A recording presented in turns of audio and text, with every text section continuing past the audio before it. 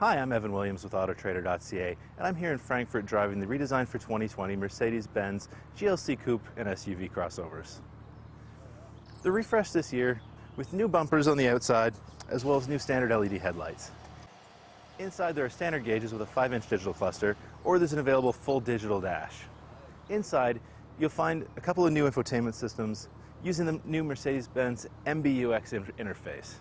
That gives you some really handy upgrades, like an augmented reality navigation system. The augmented reality system lets you see on your in-car screen exactly where your navigation direction is, projected on a camera view of the real world. It's a really neat way, especially if you're in somewhere that you're not familiar with, like here in Frankfurt, to make sure that you're actually turning in the right spot at a complicated intersection. That comes available on a 10.25 inch screen. There's also a 7-inch screen standard. In addition to the new software, the big update is dropping the combination scroll dial and the awkwardly curved touchpad of the old command system. This new system uses a larger, flatter touchpad that is massively easier to use. The other benefit is that it doesn't block the Make It Loud button for the exhaust of the AMG model. On the road, this new Turbo 4 is quiet and smooth. It delivers its 255 horsepower and 273 pound-feet of torque and moves this small crossover along quite briskly. The new 9-speed automatic does its job similarly unobtrusively.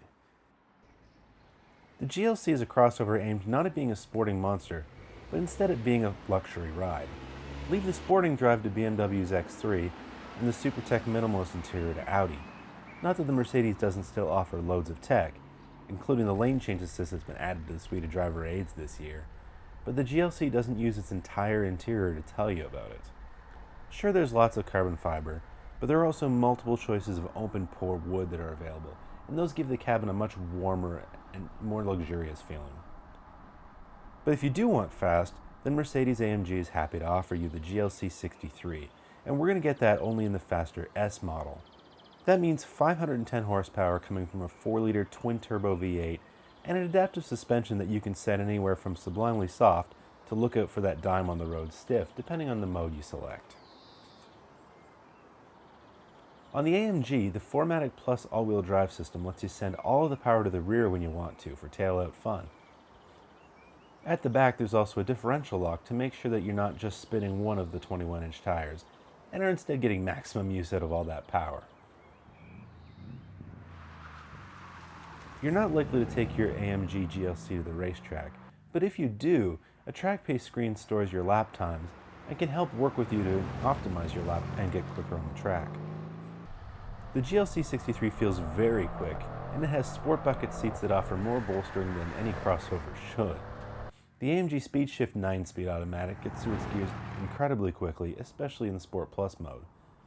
But at lower speeds, like when you're slowing for a yield or waiting for turning traffic, it seems to get a little bit confused. It takes a few long moments before it picks a gear, and then it engages a little bit harshly. But once it does engage and gives you all that horsepower, you'll probably forget about the little bit of a clunk at that stop sign. We're expecting 4 models of the GLC to arrive this year. That's going to start with the GLC 300, which will arrive this summer. After that, we'll get the AMG GLC 63S, and we'll also get an AMG GLC 43. That's the AMG Lite version, and we haven't gotten details for that second AMG model just yet. The 2020 GLC will also be available in the upright SUV body style, the square one, or the curvier coupe body style.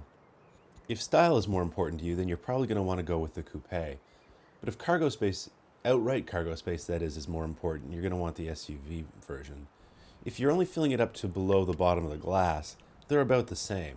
But if you're folding down the seats and using all of the available cargo space, the difference is around 200 liters, with the upright SUV having around 1,600 liters of space. The last one's going to be a plug-in hybrid, the GLC 350e, and that's going to come with a gas and electric driveline. Expect more details about that one when it launches in the fall. And expect pricing for the rest of the lineup sometime this summer as we get close to the time that those vehicles arrive at dealers. I've been Evan Williams for autoTRADER.ca. Thanks for watching.